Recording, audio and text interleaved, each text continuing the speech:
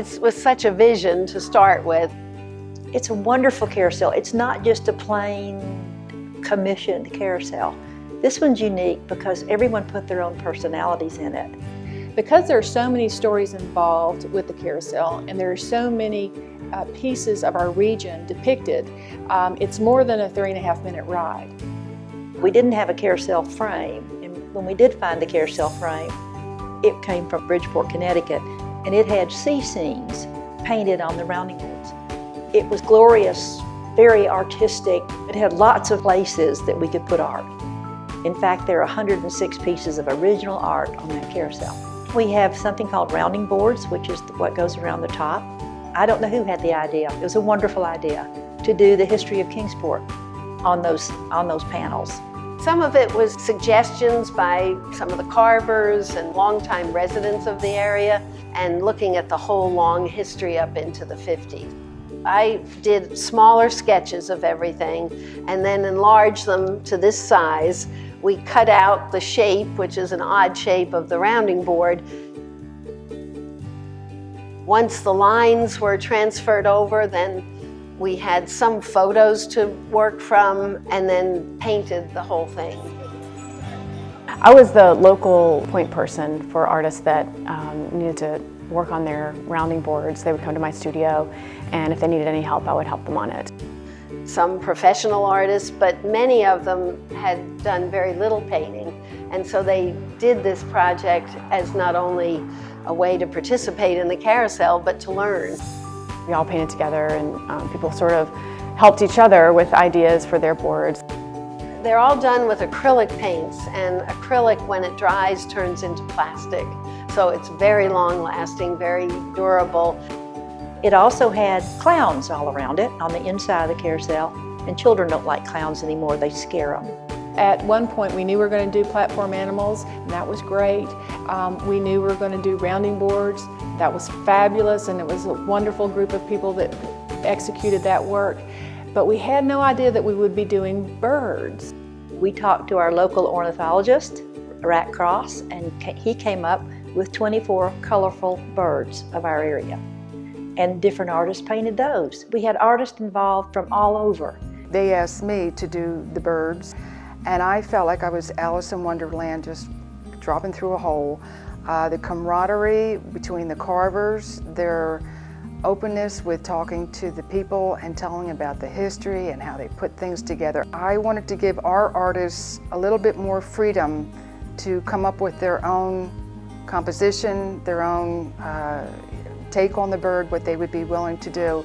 So this was a leap of faith, and you're never sure how it's going to go, and can I totally trust the artists that I have.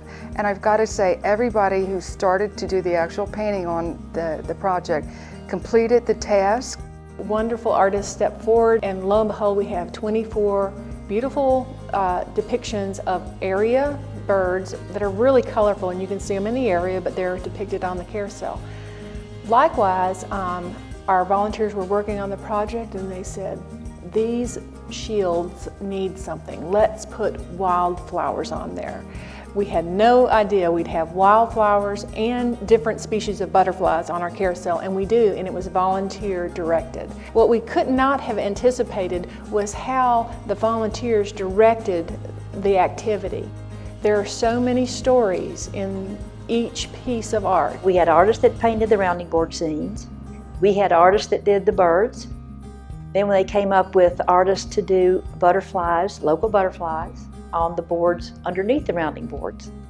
And then they came up with, well, let's put wildflowers on the button boards. All these different pieces have different types of art on them.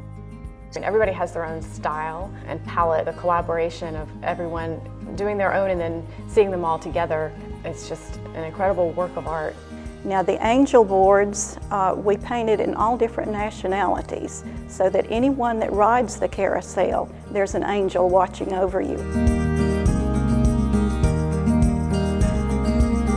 I also did 2 of the pieces on the ticket tree. I did the little bear, little baby bear, and then also the squirrel. I carved 2 of the sweep animals.